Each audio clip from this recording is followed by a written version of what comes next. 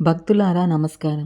నవరాత్రుల శుభ పర్వదినాలు సమీపిస్తున్నాయి. ఈ 9 రోజులు మాతా దుర్గాదేవిని ఆరాధించే పవిత్ర సమయం. మనలో శక్తి, ధైర్యం, భక్తి పెంచే ఆ మహోత్సవం గురించి ఈ రోజు మనం వివరంగా తెలుసుకుందాం. నవరాత్రులు అంటే కేవలం పండుగలు కాదు. అవి మన జీవితానికి వెలుగునిచ్చే 9 దివ్యరాత్రులు. ప్రతి రోజు అమ్మవారిని ఒక్కో రూపాన్ని పూజించడం ద్వారా మనలోని అజ్ఞానం తొలగిపోతుంది. మనసు పవిత్రమవుతుంది. ఆత్మ శక్తి పెరుగుతుంది. ఈ 9 రోజుల్లో ప్రతి ఇల్లు దేవాలయంలా మారిపోతుంది. పసుపు, కుంకుమ, పూల పరిమళాలతో ఇంటి వాతావరణం మారిపోతుంది. ప్రతి భక్తుని హృదయం అమ్మా అమ్మా అని పులకరించిపోతుంది.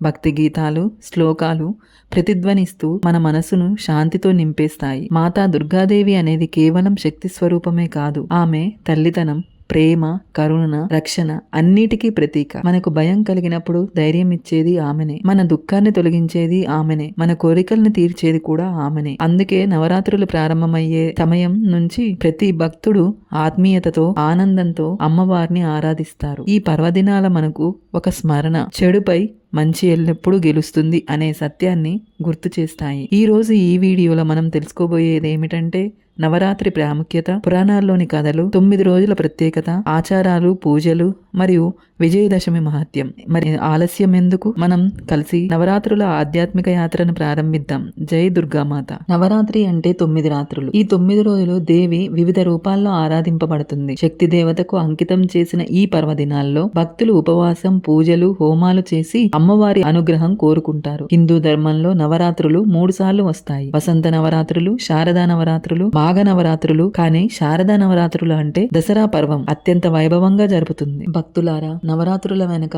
ఒక మహత్తరమైన కథ ఉంది. ఆ కథను వినగానే మనసులో అమ్మవారి మహిమ స్పష్టమవుతుంది. ప్రాచీన కాలంలో మహిషాసురుడు అనే రాక్షసుడు జన్మించాడు. అతడు మహిషం రూపంలో కొన్నిసార్లు, మనిషి రూపంలో మరికొన్నిసార్లు మారుతూ అనేక హింసలు చేసేవాడు. ఒకప్పుడు బ్రహ్మదేవుని కఠోర తపస్సు చేసి అమృతం వరం పొందాడు. ఆ వరం ఏమిటంటే దేవతల చేత తనకు మరణం ఉండదు, దేవతలు ఎవ్వరూ తనను జయించలేరు అని బ్రహ్మంగారిని కోరాడు. అలా వరం పొంది మహిషాసురుడు అహంకారంతో ఉన్మాత్తుడై దేవతలపై యుద్ధం మొదలుపెట్టాడు. దేవేంద్రుని సింహాసనం ఆక్రమించాడు. అందరి దేవతలు దిక్కు తప్పేలా చేశాడు. లోకాలు చీకటిలో మునిగిపోయాయి. ఎవ్వరూ ఏ రాక్షసుడిని ఎదిరించలేకపోయారు. అప్పుడు దేవతలందరూ కలిసి పరమశక్తిని ప్రార్థించారు.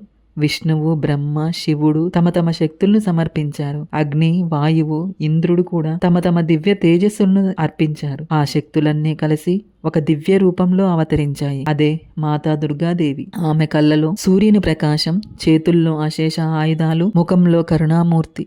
సింహం మీద యుద్ధానికి సిద్ధమైంది.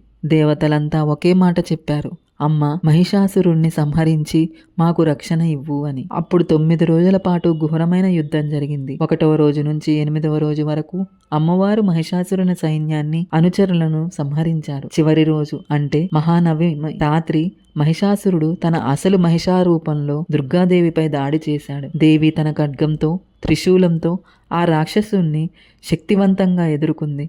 యాదేవి సర్వభూతేషు శక్తి రూపేణ సమస్తతే నమస్తస్యై నమస్తస్యై నమస్తస్యై నమో నమః అని దేవతలందరూ స్మరిస్తూ నిలబడ్డారు. చివరికి దుర్గాదేవి తన త్రిశూలంతో మహిషాసురుణ్ణి హృదయాన్ని పొడిచి సంహరించింది. లోకమంతా ఆనందంతో మునిగిపోయింది. దేవతలందరూ పుష్పవర్షం కురిపించారు. అదే రోజు నుండి మహిషాసుర మర్దిని అనే అమ్మవారు ప్రసిద్ధి చెందారు. ఈ యుద్ధం 9 రోజుల పాటు సాగింది. 10వ రోజు విజయ సాధించబడింది.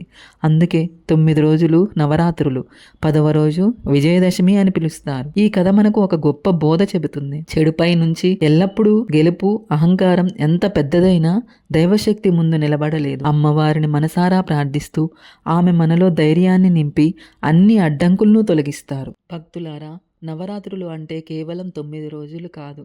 ప్రతిరోజు అమ్మవారి ఒక ప్రత్యేక రూపం అంకితం. ఒక్కో రోజు ఒక్కో రూపాన్ని ఆరాధిస్తే మనలో భిన్నమైన శక్తులు, గుణాలు ప్రస్ఫుటమవుతాయి.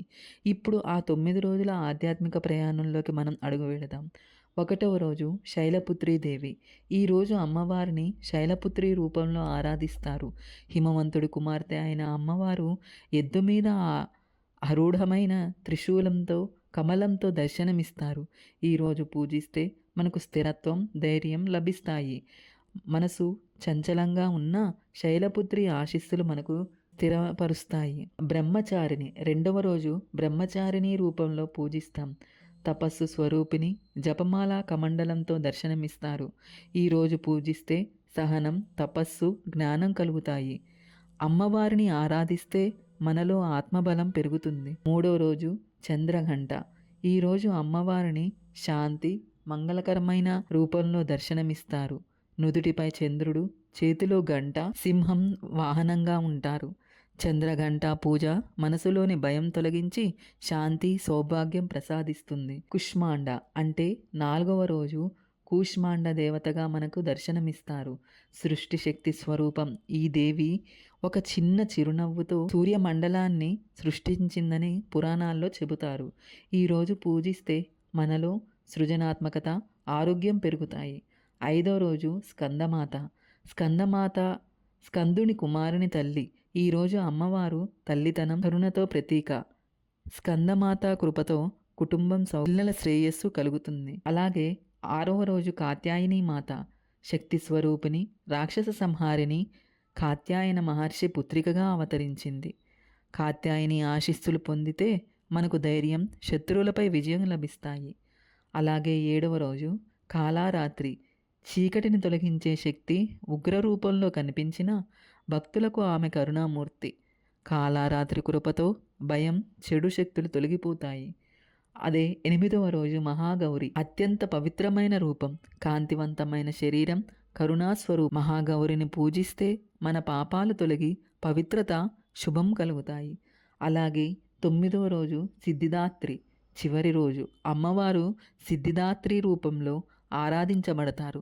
అన్ని సిద్ధులు, జ్ఞానం, సంపదను ప్రసాదించే తల్లి. ఈరోజు పూజిస్తే మన కోరికలు తీరి దైవ అనుగ్రహం కలుగుతుంది.